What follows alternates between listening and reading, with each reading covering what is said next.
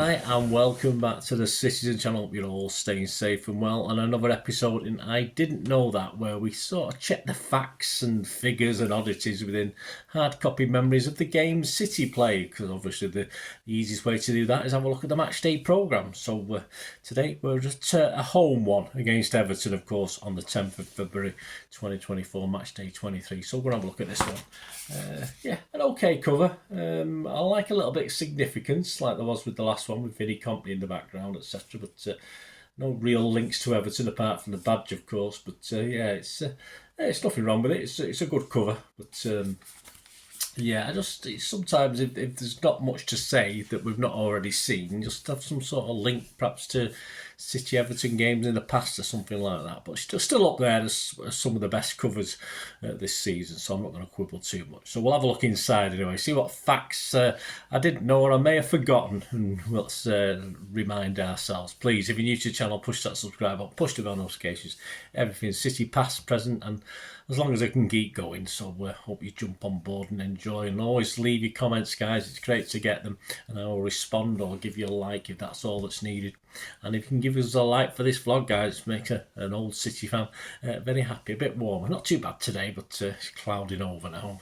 Expecting a little bit of rain, I think, before tomorrow as I'm recording this. Right, let's have a look at this inside this programme. Did you know, well, about City, some KDB stats he features in this programme. He's made 246 appearances in the Premier League. He scored 65 goals, and his assists now stand at 106 with the one against Everton. Goals with his right foot, 44. Goals with his left foot, 21. Do you want to have a guess at how many goals he scored with his head? Quickly? None. There you go. So you might have to do a competition that win something if Kevin De Bruyne scores a goal with his head one day. It'd be nice, wouldn't it? But he don't want to mess up that hair now. He's got a lovely head of hair at the moment, so I just don't want to. Doesn't want to ruin his coiffure, does he? That's for sure. He's scored 4 penalties and he scored 4 direct free kicks. Passes per match is 50.71, so almost 51 per game. That's not bad going, is it? Dave Bennett makes a trip on this, and he's picked to look at his main game, or my main game. He's looking at City 2, United 0 from the 10th of November 1979. Happy days. Those sort of days were few and far between then. They'll be getting to get few and far between in the set by 79. It would get worse, of course. Henry and Robinson, the scorers that day. This was his derby debut, and he was picked man of the match by no less than Piccadilly Radio. Piccadilly Radio. Yes, you must remember that one.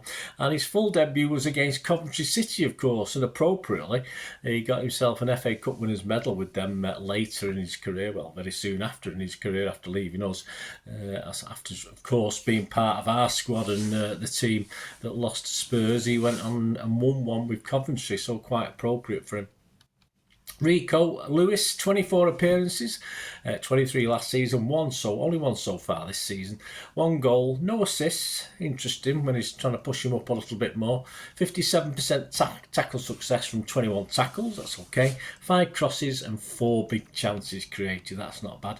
About Jack Grealish, well, he features on the 10 things we didn't know. A couple of things I might have known and forgotten. He was a good Gaelic footballer growing up, even scored a point at Croke Park in a quarter-final for Gaelic football.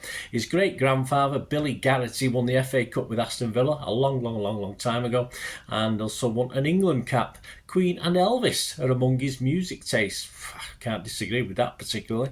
Gary James looked back at seasons, well, forgettable seasons probably if you were there, but like me, season 2005-06 and 2006-07. Of course, Mr. Stuart Pearce was in charge for both of them. 05-06 season on the 2nd of October 2005. This was another 2-0 win over Everton, but it was notable. Do you remember this one? For the game kicking off at 11:15 a.m. on a Sunday morning, yes, and some turned out, well, normal wear nowadays, but some turned out in the pyjamas for that one. I thought it was quite funny. I didn't. 9 defeats in the last 10 took the gloss of anything that went before, including the 3-1 win, of course, over that lot down the road that season. Our top scorer, Andy Cole, he made 20 starts plus 2 as a substitute and scored just 9 goals. 06-07 won't get much better, would it? Just 29 goals in a torrid season, a season that I missed quite a bit of actually. I had a few personal problems that year, so I was probably lucky in that way, although I wasn't so lucky in my own life, unfortunately. That's 29 goals, the lowest league goal tally in our history. And of course, Pearce was gone by the end of the season. Our top scorer just sums it up, doesn't it, that season? As you remember, Joey Barton, 6 goals in 33 appearances. Shocking. And we did actually get to the FA Cup quarterfinals in both of those seasons. So, yeah, that's about our level at that stage, wasn't it? A quarter-finals like a final for us then. Marc McCarthy in his kitted out section concentrates on the 6-7 season, which was the final season with Reebok, but we'll have a look at that before we go. We'll go back to that as our excerpt of the day. Anything about Everton? Well, not a lot. We don't spend much time or column inches on the opposition these days, which is a shame. All-time top scorer Dixie Dean, 383 goals, not bad. Appearances, all-time top appearances, Neville Southall, I've seen him a few times, 750, well probably not that many times, but quite a few of those. Ex-Rangers Nathan Patterson, ex-Rangers player, he's made 38 appearances so far for the Toffees. He's managed 82 tackles with a similar success rate at 57% to what we talked about before. About who was it we were talking about? Is that long ago? But now I've forgotten. Rico, of course, with his 57% tackle success. Nathan Patterson has got a similar 57% success rate. He's made 68 crosses and created 4 big chances. Here you go. Quiz question. Well, I'll give you the answer before we go. I thought it was a cracking little question. Actually, I had to think a little bit about this one. I took a guess and I was right. Let's see if you can get it right. Question 2 in this week's quiz questions was: did Joe Royle manage more games for City or Everton? So who did he manage more games for? Did he manage more for us or more for the old Toffees? And back to the excerpt of the day. We'll have a look at what Marc at Marc MMMAC, I'll put it up on the screen, of course on Twitter, has to say. And of course his books of the 101 match worn shirts and just another 101 match worn shirts are still available, of course, so a great read, well worth having. Right, let's have a look at what Marc had to say about season 2006-07, which is under Reebok.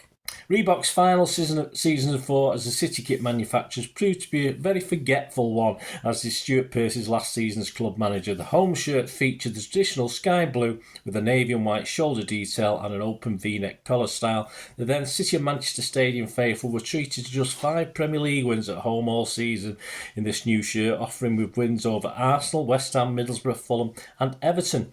Following the last home success over Everton on New Year's Day 2007, a 2-1 victory courtesy of a Georgios Samaras double, we failed to trouble the score sheet again in the league until the following season, when a Michael Johnson, may as well have been Michael Jackson, mightn't it? Michael Johnson strike earned a 1-0 win over newly promoted Derby County during August 2007. It's safe to say we cannot lay the blame at the feet of the home shirt for the season's showing, but it's certainly now one that is forever attached to a very long campaign. Indeed, watching the Blues in total, we would amass just 21 points from a possible 57 at home, so maybe the less said the better. It was alright as a shirt, wasn't it? The new away shirt offered a very similar feel to the previous season's dark blue number, with an almost carbon copy in black, while the third shirt carried on for a second consecutive season with all yellow style featuring the black and white shoulder flashes.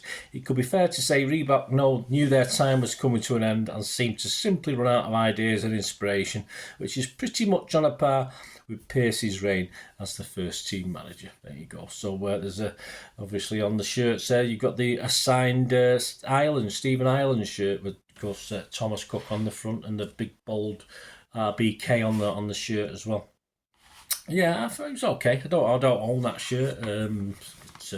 As I say, I think most of us have expunged the memories of that shirt and that season from memory, haven't we? Right, back to the quiz answer before we go, guys. The question was: did Joe Royle manage? Thanks to Marc as well, Marc McCarthy, wonderful stuff. The quiz question: did Joe Royle manage more games for City or Everton? Well, let's have a look. Did he? Well, Everton, he managed 119 games for Everton, and he amassed for City. Yeah, because he was there a while, wasn't he? 172. So if you said yes, he'd managed more games for City, yeah, you were right. No prizes, but you were right. Hope you enjoyed this. I didn't know that. A little slightly, of course, it's matchday programme watch, slightly different over previous seasons, but I've gone for this style this year. If you like it, let me know, guys. I think it's a bit more informative, and that's what I try and do. And I try and inform.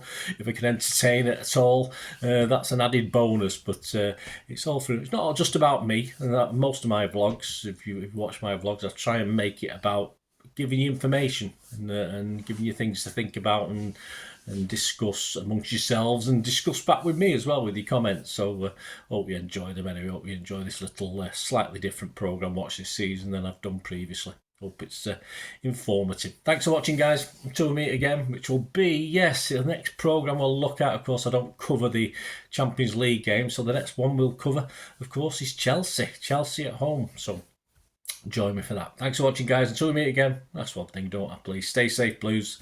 Come on, City. Bye for now.